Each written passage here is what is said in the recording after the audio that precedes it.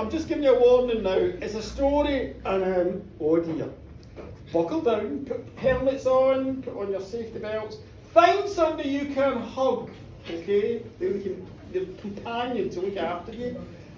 Or if you faint, they can drag you out quietly. Please be dragged out quietly if you faint.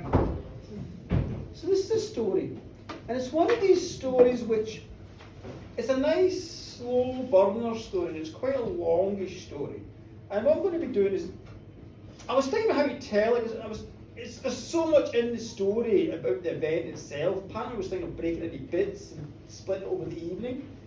And then another part I thought, no, let's just do it in one go. And if it's long enough, fine, we'll just make the second half of the evening shorter. We'll make it more upbeat the second half. Shorter and upbeat. Because this is not going to be upbeat, okay? It's going to be a wee bit grim. This is a story from 500 years ago, just over 500 years ago, right? And it's set in Galway. We're in Galway now. And of course, Galway 500 years ago is a bit different, alright? It's a wee bit different. It's the kind of walled city. It was made Galway, it's kind of Anglo-Normans, they come in, they set up Galway city. I'm just going to give you the background to give you a sense of what's going to happen. Can you through the background? It's a walled city, and it's supposed to be kind of English language and English law inside the walls of the city. And then beyond that, they've got the Irish doing things, okay?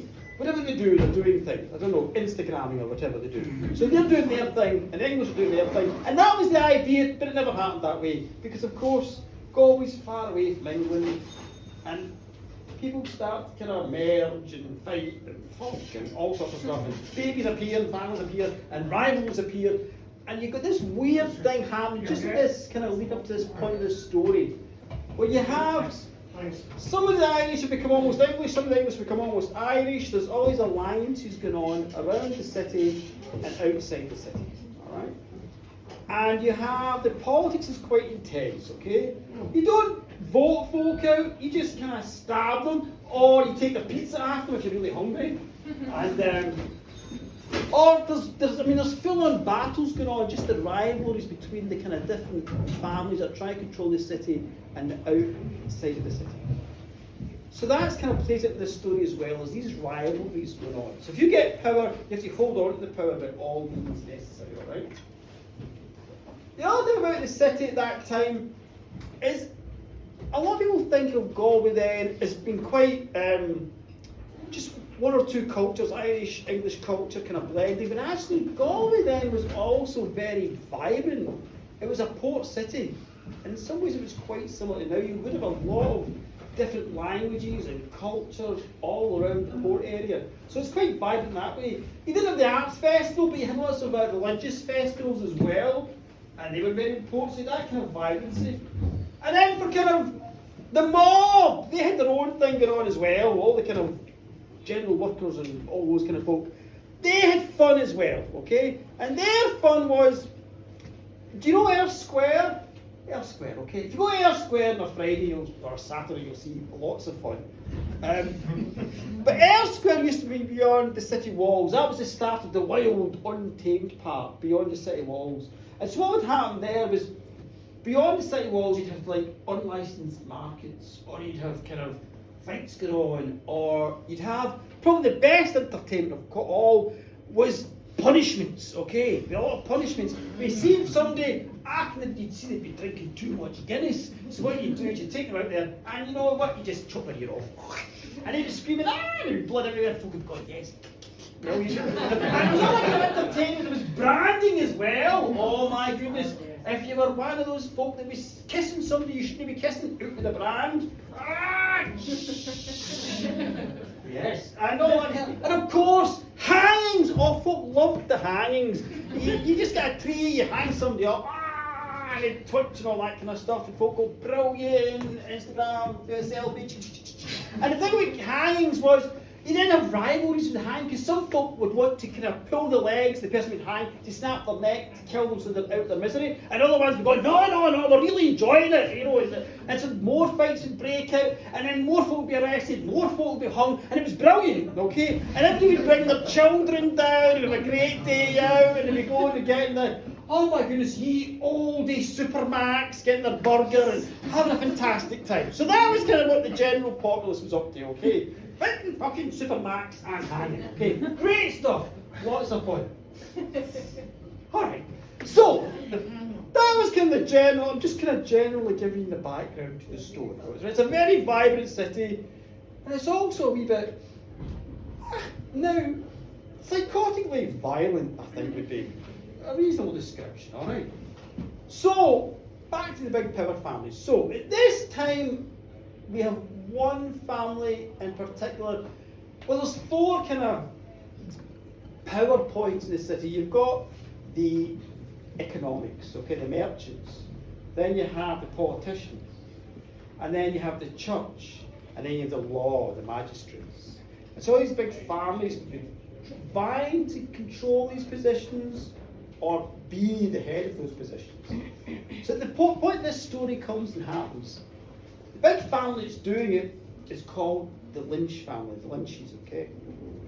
And the mayor at this story is Mayor James Lynch Fitzstevens, okay?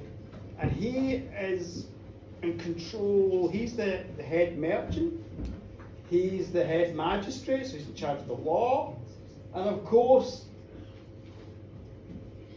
I do an execution now.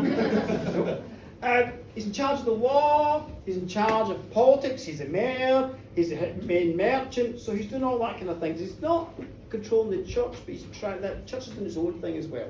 So he's the guy who's in charge. And he's quite a brutal guy, okay? His motto was, who dare defy me, alright?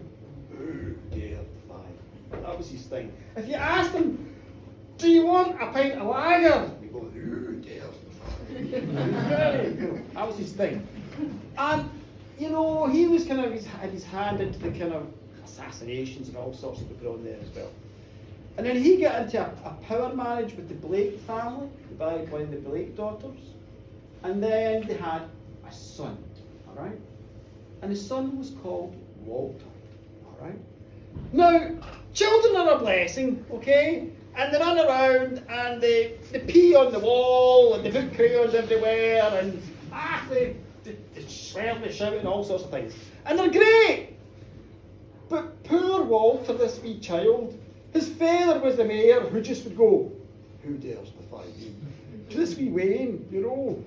And so it was not a positive upbringing, okay? It was quite hard. And when Walter grew older, he was in his teens, he became a bit wayward. Okay, wayward's a nice enough word. He was wayward. The time he was out, wayward. He was out there, teenager, drinking, gambling, blowing horns, doing all sorts of things. That's him there, that's his ghost coming back. And he was also stealing as well. And he was stealing things like from the church, St. Nicholas's church. So he was bringing a lot of ill repute to his father. Okay, and this was not good. And his father wasn't sure how to deal with this. But then Walter, he turned 17. And when he was 17, Walter was now a young man. And the Mayor Lynch, he might not know what to do with children, but he knew how to read men. And so he called Walter to his business place. And his business place, he owned a lot of property, but if you ever go to St. Nicholas's church there, you still get some of the old medieval buildings. He owned one of them, and he had a special room at the top of it with a window. And he could open this window up, and he would stand on the ledge of this window, and he could look over the church. He could look over the market. He could look over to the long walk where the boats would come in. So he would look down, the mayor would look down on the city. And more importantly, the city would look up at him. You know, they would see Mayor Lynch standing there in his window with his fancy medieval boots, his fancy medieval hat, and above him was only God himself, all right? So this is this room where he calls Walter to. He calls Walter to this room, his room at the top of this building. And when Walter comes in, his father says to him, son, you are bringing ill repute to the family. This is affecting business.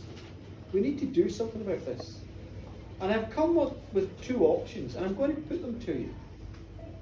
And he takes out a wee box of golds for gold coins.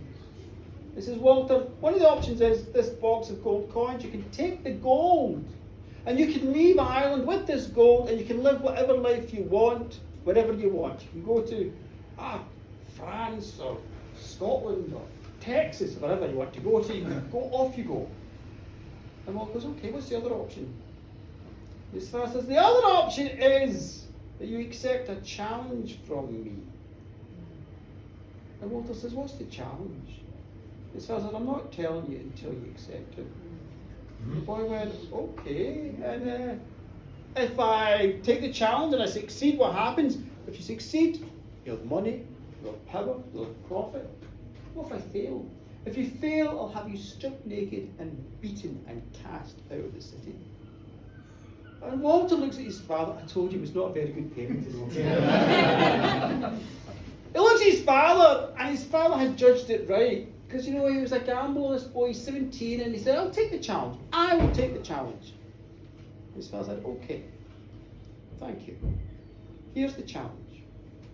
I want you to take a big boat and go to Spain and fill the boat up with the finest Spanish wine. But you must do it for the cheapest price possible. And you can use this box of gold here to buy whatever you need, and off you go. And Walter, he said, okay, fine, grand. And the thing is, and it's important to remember in the story, that Walter actually did it. He was 17 years old, and he actually did it. And I always think myself, it was because I think Parlin really wanted to prove himself to his father. He was waiting for a moment like this, and he actually did it. And it wasn't like, he just kind of flown an Uber boat and go to Spain. It takes months to get that ready. You've got to look for a boat, you've got to look for a crew. You've got to look for ballast for the boat, which is other stock, and the stock there was wool, it was leather, and wolf skins as well. I love the wolf skins, man. So he was kind of looking at all that stuff. He was getting a crew, he was getting a captain, he was getting food to put on boats. It's going to take weeks, if not months, to get there. And he did it. He managed to do all this, and he'd done it really, really well. And for whatever else happens in this story, and there's a lot going to happen, please accept that Walter did this really well. He was really focused, he was really mature, and he'd done it right. Then he had a glass of water to celebrate. And the other thing he done, when he was setting this all up, he stopped all his forwarding behaviour, all his wayward behaviour. He stopped being wayward. He was kind of not drinking, not gambling, not anything, just focused on this task. And he got it done. He got a boat set up, the big sails, he got a crew, he got a captain, he got all the things, he got goods in the hold. He even, because he was going to go to Malaga, apparently Malaga's a museum. If anybody from here from Malaga, please confirm this for me. There's a museum. Was that, I'm from Malaga? No. Alright. And there's wee trinkets in the museums, like wee ink pots with the mark of the Lynch family, because he made up all these little silver trinkets, and that was to give to the merchants of Malaga when he got to Malaga. He was going to try and impress them. And that's what he did. So he sent out, and where you got to Spain in those days, you left Galway, but you had to go out into the Atlantic, way out into the Atlantic, you head out west, and then you would catch the currents and the wind, and then it would take you all the way down into the Mediterranean. So it's like a month's journey. So we've done that. So, I'm not going to get into the journey, there's actually a lot more about it in the book, but there's a journey, there's sails, there's water, there's fish, they do the thing. They get to Malaga. And when they get to Malaga, this young man, Walter, 17, he calls the wine merchants to his boat. And he feeds them a nice meal, he gives them the wee trinkets, and afterwards he says, listen, the reason I'm here, as I know you are all wine merchants, I've come here because I want to fill my boat with the finest wine of Spain, but for the cheapest price possible. And of course the merchants all kind of looked at him and laughed, and they left the boat. Except for one. One of the merchants kind of stayed. And in fact, this was actually the lead merchant. This was the man who really he needed to talk to. His name was Philippe something. I can't remember. Philippe, anyway. And he stayed behind. And he kind of looked at Walter and he said, well, I can get you the finest wine. I can get you the greatest wine in the whole of Europe.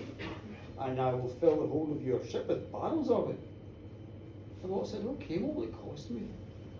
And so he said, well, I won't give you for the cheapest price possible, but I'll give it to you for a good price. And he named the price, and Walter was quite impressed. It was a good price. I went, thank you. But the merchant said, there is one condition. And the boy said, well, what's the condition? And the merchant said, well, I have a nephew called Rafa. He's 17 years of age. And oh my goodness, he's up to all sorts. He's drinking and fornicating and gambling and all these kind of things. And I'm looking at you, you're a 17-year-old lad, and you've organised this whole thing. And I think it would do my nephew a lot of good if you took him on your boat and took him back to Galway with you and showed him all the trade. I think he'd be impressed. And then he could come back to Malaga, you'd have a contact here for the rest of your life, it'd be good for both of you. And Walter, his chest swelled with pride. Suddenly he was being held up as like a paragon for 17-year-olds. He was really impressed, another young man. He said, of course, I'll take him on. Bring the wine, bring him tomorrow. And the merchant said, well, I can't bring him tomorrow. There's a festival starts, a religious festival. But in a week's time, I'll bring him to you. So that's what happened. Now the festival, I'm not going to go use the festivals, a religious festival, there was lovely parades, there was balls, there was all sorts of stuff going on. And Walter, of course, he went into the town during this festival. And he saw the religious parades coming from the cathedral there. And he went to the merchant halls where the dancing was going on. And he was trying to stay sober. He was trying to stay proper. He was trying not to kiss girls and all these kind of things. But he'd held it all in now for 6-7 months. He'd been a good lad, and suddenly it was on him. Okay, you know that way we've all had it, where your skin is almost crackling with that need. That need is on you. The need, that you've done the need. Okay. Confirming everything. The need. You've got it. Oh, your belly's roiling with lust and all sorts. And he's got it. And he's in the dance, and there's all these beautiful women, and he's going. But he doesn't. He keeps it together. He kept it together. He keeps it together. And the week goes by, the festival finishes, and the day comes, and the wine's brought down. And it's brought down in these huge, big kind of carts drawn by oxen, huge carts with big barrels full of the wine. And of course, one of them is this young lad, Rafa, 17 years old. He's beautiful, he's handsome, he's tall. He kind of looks like myself, okay? He's very beautiful, he's very handsome, he's got lovely clothes. And he kind of sees Walter, Walter sees Rafa, and they kind of look at each other and they kind of go, ba-ding! And you know that way when you meet somebody, suddenly there's a wee spark, and like friendships start, and we still get it when we're older, but when you're younger, suddenly you make instant friends with somebody. It's like, oh yes, absolutely, I do TikTok too, oh my God! How I never met you before, and that kind of happened, there was an immediate bonding, like, yes. And Rafa said, and do you do the boat thing? Fuck me, I organised it. Rafa's like, wow! He said, I'm going to tell you all about it, I'm going to tell you a merchant, I'm going to tell you everything. Rafa's going, oh, that is brilliant. Whoa, brilliant. So that's what happened. They got all the way in the boat. Rafa comes on the boat sets off. I don't know how boats set off. Sail, wind, woof. I'm not an expert, I'm not a sailor. So it's meant to guess. And so they sail out, they've got a big, all the barrels of wine are in the hold of the boat, which may also be a ship, I have no idea. But it's got sails on and it floats, and it's going out into the Atlantic. Now, Rafa, he stays with Walter. He's got his own little cabin at the back up at the stern there. It's a wee fancy cabin. And one of the things that Rafa brought him was a gift. There was a box with seagulls. He had the seagulls flying with the box for him, kind of landing with the box. It was very beautiful. And he opened the box up, and inside the box was 10 bottles of this beautiful wine that he bought. So he says, this is free, this is a gift for you. And of course, Walter's looking at the bottles and they're full of this red wine. He's thinking, okay, I'll lock them away. So he's in his cabin there. There's a wee cupboard. Opens the cupboard. He puts in 10 bottles in the cupboard and he locks the cupboard. Rafa's staying with him in the cabin. He's got his own little cot there. He's got a cot. And it's fine. And you know, they're bonding. And it's like a month's journey to get back to Galway. And during that time, Walter is telling Rafa all about how to be a merchant, how he did everything, how the ships work, and he's introducing the carpenters and the sailors and the captain. And Rafa's getting really impressed. And it's really coming together. And Walter's thinking, this is amazing, we're going to have a really good career going on for the future. And then it got to the point, there were 3 days out from Galway. And so they're almost home. They're almost home with a glass of water. And now everything's been done. The journey's finished. All the hard work is done. All they need to do is sail straight to Galway. They've got the wine. Everything is fine. They're 3 days out. And it's night time. Okay? And so the boat there is pushing through the Atlantic, the last part of the Atlantic. And Rafa and Walter, they're in the cabin there. The door's open. You can see out back. There's windows there. You can smell the sea, the salt of the sea. You can smell it. The night's out, the stars are out, the Milky Way streaming by. There's all the phosphorescence of the waves as the boat pushes by as well. It's very beautiful.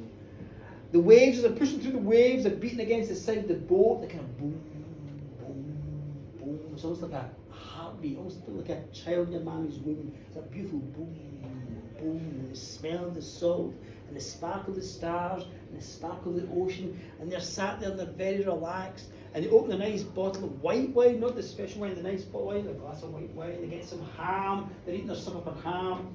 And Walter's got his dagger, he's cutting bits off the ham, and he's eating the ham. They're drinking the wine, and they're feeling very relaxed. Okay? Very relaxed. And they're chatting away, and it's all good. And you really drink a bit more. There's the cheap wine there, they're drinking, and they get a wee bit dizzy, and they're talking. They're 17-year-old, they've done amazing things. And they're talking, and then one of them says, we're not quite sure who just said it, but somebody says something. I'm going to make it Rafa. Rafa says to Walter, this is brilliant. This is #awesome. We are now merchants. It's brilliant. And Walter goes, absolutely, right back at you. We are now merchants. It's great. We're going to kick ass as merchants.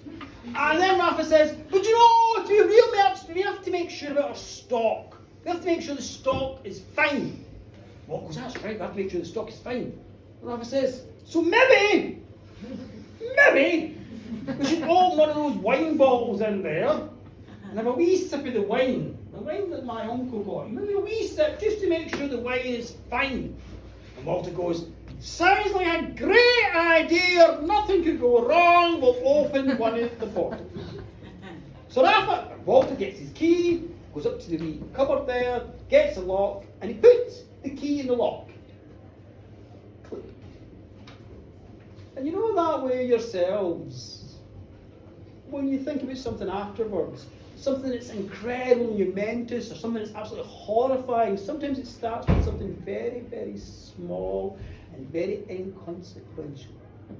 Well, the small thing that happened here that would lead to all the horror we're about to go into. I'll pause for folk to leave if they're going. Is the click. Click. And the lock opens. Click. He takes the lock off. He opens the door and he takes out a bottle of red wine. They open the wine. Up. And they pour out the wine there. Glug, glug, glug, glug, glug, glug. And another wine glass there. Glug, glug, glug, glug, glug. And they sit down and look at these big glasses of red wine and they drink the wine. And the wine is wonderful. Okay. You know, thick, red, heady wine, and it's kind of starts here and it goes there, and it goes all in your body, out your fingertips. It's like, oh, that was really nice.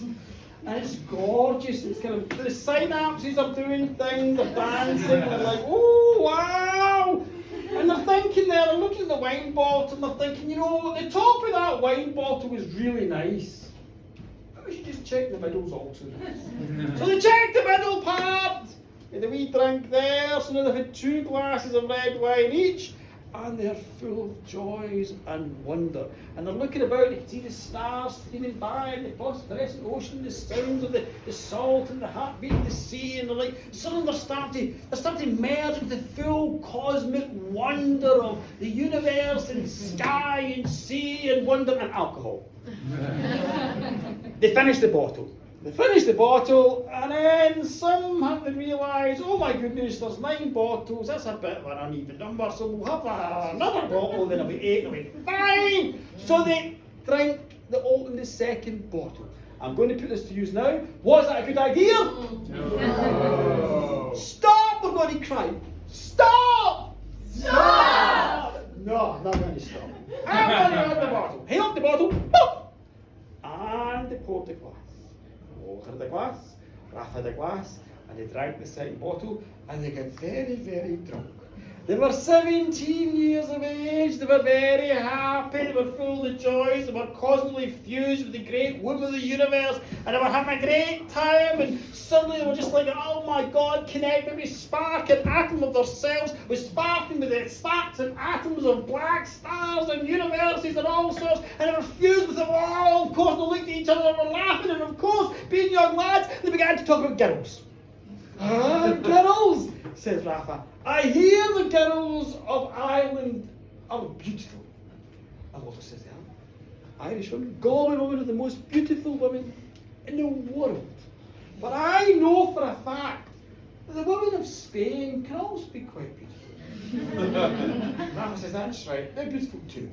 Walter says, I know this because I have danced with the women of Malaga. Rafa goes, oh, tell me about dancing with the women of Malaga. And Walter says, well, I danced with this woman. And you know, she had a beautiful dark dress.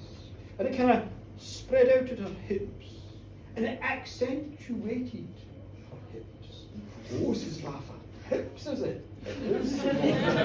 Hips. And she danced in the swaying of the hips. And she was looking at me with the eyes on her. And the low-cut dress accentuated the beautiful round shoulders of her.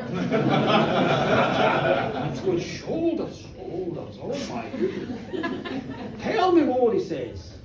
Walter says, well, we were dancing, and she was kind of with the shoulders and the hips and the swirling, and she was looking at me with her dark eyes. She was looking at me with her dark eyes.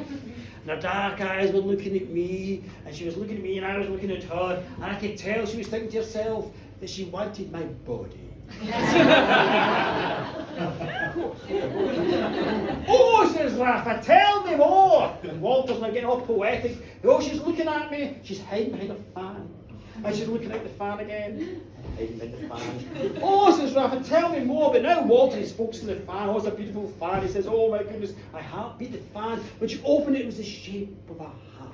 And it was all studded with mother of pearl. And it was red and it was beautiful. And on this beautiful, beautiful fan, there was woven the picture of a dragon.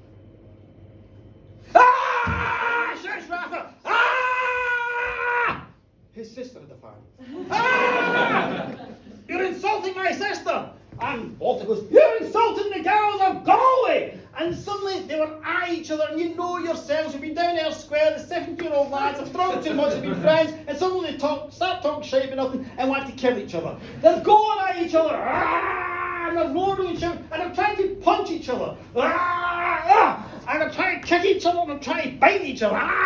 But they're pissed out their heads and absolutely brutal. So they kind of keep missing. They fall down, pick themselves up, they're trying to fight again, and they keep slipping away from each other. And they're trying to kill each other, but they're too drunk, okay? And we've all seen this with the lads, when they're all full of testosterone and alcohol and thoughts of the girls, and they're fighting each other, and then, you know, they just burst out laughing.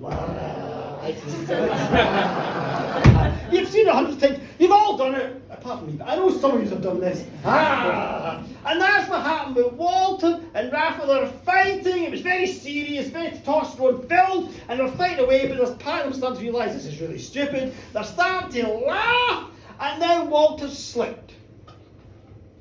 And when he slipped, put his hand out, and his hand went to the table there, and his hand touched his dagger.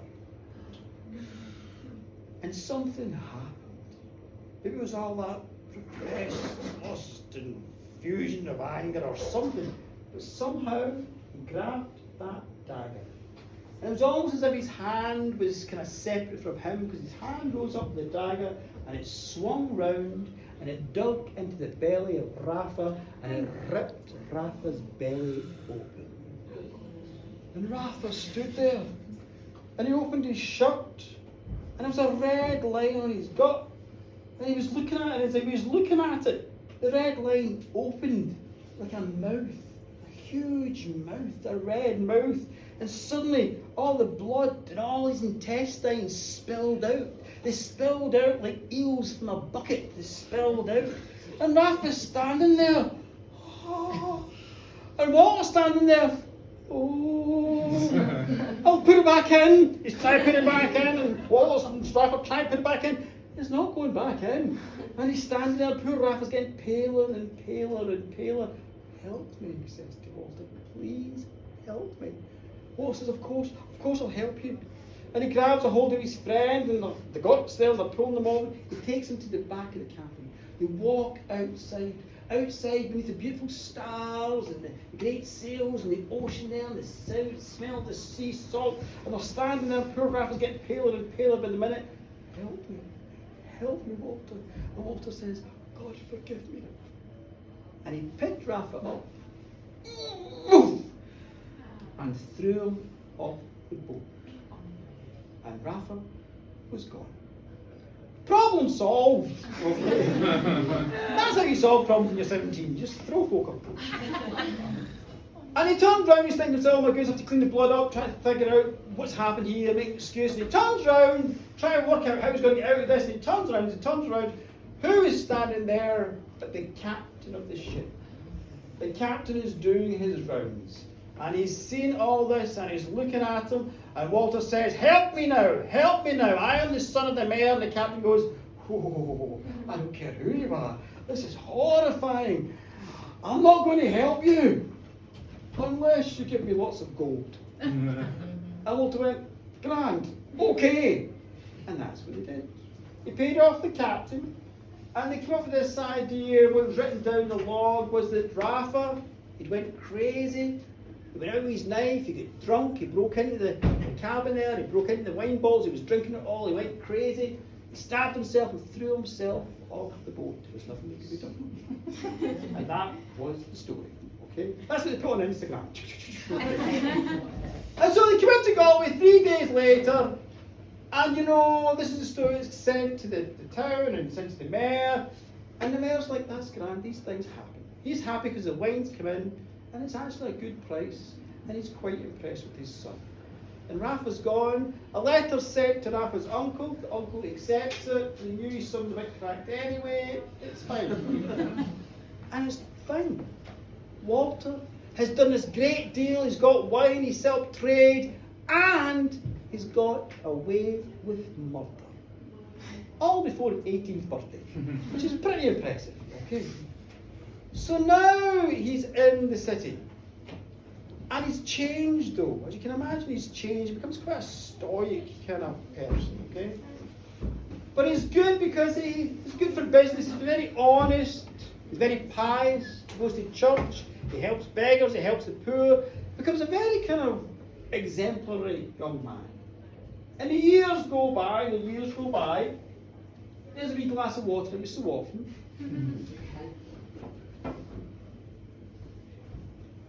7 years went by. By this time, Walter's 24. He's a young man, and he's done great business for his father. He's got a great reputation in the town as an honest dealer and a good man. There's all the rival families are trying to think about marrying their daughters off to him. Everything is going fine. Except the captain's got ill. And the captain who knew the secret, he took the gold, he was ill on his deathbed. So the captain confessed his sins. He confessed the sins to a priest. He told them, do you know what? I saw murder, I helped cover up a murder. It was Walter, he killed Rafa. And of course, then the captain died, he went on to the great beyond, and the word spread. The priests whispered it to somebody, they whispered it to somebody else, and slowly but surely the word spread throughout the whole city. It seeped into the city. It seeped and it dripped like blood throughout the city. Up the stairs and down the stairs and all around the city. The tale of this, the horror of it, that Walter had killed Rafa. He'd killed a man and got away. Of course, the word came to the Mayor Lynch's ear, and he was shocked by this. His son should do such a thing. And suddenly all that kind of anger he had about his boy many years ago when he was bringing him into ill repute, it all came back up. And so he ordered his son arrested. His son was arrested. And he was put in the Blake family house. In fact, if you go down Quay Street, there's kind of Blake Castle. That's where he was held. He was held, trial was held. And it was, of course, Mayor Lynch who was the judge for the trial. Which seems a wee bit strange, but actually this is medieval times. It was very corrupt. People did try each other's friends and family and all this. Because, of course, everybody knows what's going to happen. He's done murder. It's 7 years ago, but now he's such a respectable man. And there's ways of dealing with it. You could fine him, or you could send him into exile, or he could be sent to fight a battle in Europe for one of the big families in Europe. There's lots of ways of dealing with the elite when they're found guilty of a terrible crime. And this is what folk were expecting. But Mayor Lynch had none of that. And when the trial was over, people were shocked because Mayor Lynch, he put on the little black cap and he sentenced his son to die. He sentenced him to be taken beyond the walls and hung from a tree until he was dead. And when the word went out in Galway this was to happen, people were shocked. Even the rival families were absolutely shocked. You just don't do this. And all of the beggars in the streets to the lords, they were all shocked. And folk were petitioning, and folk were shouting, and folk were crying, and folk were praying. This could not happen. Walter may have done a terrible thing, but he was now a good man, and besides, you just don't kill nobles. But his father was adamant. And the next day he went down to the Blake Castle there, collected his son, his hands were tied behind his back, and he walked him. He was going to walk him through Galway, so he'd be walking up Quay Street, up Shop Street, up to Eyre Square. You can go and walk that route yourself. He begins to walk his son, and of course he's the magistrate, Mayor Lynch, walking his son, the condemned. There's a priest there, there's constables there, there's guards, and they're walking towards Eyre Square, but they don't get there because the crowds come out. Everybody's out. Everybody walks out. The dock workers are there, the merchants are there, everybody's there, the beggars there, everybody's out in the street, and they're all pleading and shouting and crying and demanding this cannot happen. And so eventually he's trying to push through, the mayor's trying to push through, this is going to happen, who dares defy me? He's trying to get through the crowd, and the crowd blocks the exit, so he cannot get into Eyre Square to do the hanging. So the mayor turned, and he went back to his own building. And he took his son with him. As he took his son, he called out for rope. And one of his own men got rope for him. He went into the building there. He went all the way up to that floor, the top floor, and he opened the window. He opened the window, and he took his son and stood his son in the frame of the window. He got the rope, Mayor Lynch got the rope, and he made the noose, and he put the noose around his own son's neck. And when now there's a crowd in the street, and the crowd's crying out and roaring and shouting, they cannot do this. What madness is on them? And of course the mayor's looking at all them. Who dares defy me? And he gets the rope, and he braces himself, and he's holding the rope, and he dumps his son, and the boy tumbles and tumbles, and he hangs from the rope. And Mayor Lynch, with one hand on the rope, held the rope as his own son dangled below him, choking and dying. And it was a horrific death from all accounts. He was twitching and dying, and obviously his eyes were filled with blood, his tongue was black. Of course his bowels and his bladder, they loosened, he was shit, and there was urine, there was blood, and the poor boy is twitching on the rope, and all the time the mayor's holding the rope with one hand. And the crowds are horrified. And some of the crowds got up and they kind of got onto each other's shoulders, and they try and grab Walter's legs, they snap his neck, to put him out of his misery, to kill him quick. And they try to grab him. And the mayor saw this. And this was when the worst thing happened. The mayor saw this, and with one hand, still one hand, holding the weight of his twitching son, he pulled the rope up. He pulled it away from the crowds. The crowds were shocked. But he didn't stop there. But he laughed then, and he looked maniacal, looked demonic in his laughter, and he lowered the body down again, the twitching body of his son. And for the next 15 minutes, he played with the crowds. He apparently lowered the body, and he raised the body. He lowered it, and folk would reach up to try and grab the ankles, and he would laugh, then he pulled it back up again. And this went on for 15 minutes. And finally, his son stopped twitching, and the mayor just let the rope go. And that was the end of Walter. It wasn't the end of the mayor. In fact, from then on, the mayor became even more powerful and more influential, because you're not going to mess in any way with somebody who's quite happy hanging his son and playing with him like this, okay? So he became even more powerful and more influential. But of course, the mayor, like all us here, was mortal. It says in the Bible, you know what it says? Vanity, vanity, all is vanity. All the wealth we have, all the glitter we have, all the power we have, eventually it turns to ash. We all die. And Mayor Lynch, in his time, he died too. He died peacefully in his bed, and he died. And of course, there was a great ceremony to bury him. Everybody was out, the lords were out, the merchants were out, the bishop was out. It's a great thing through Galway City to bury this great noble man. And so he was buried. But it is said that folk remembered, and that the gravediggers remembered the hanging of his son. And it is said the gravediggers, well, the rope that they used to lower the coffin, the mayor's coffin, into the ground, it was the very same rope the mayor had used to hang his own son. Thank you.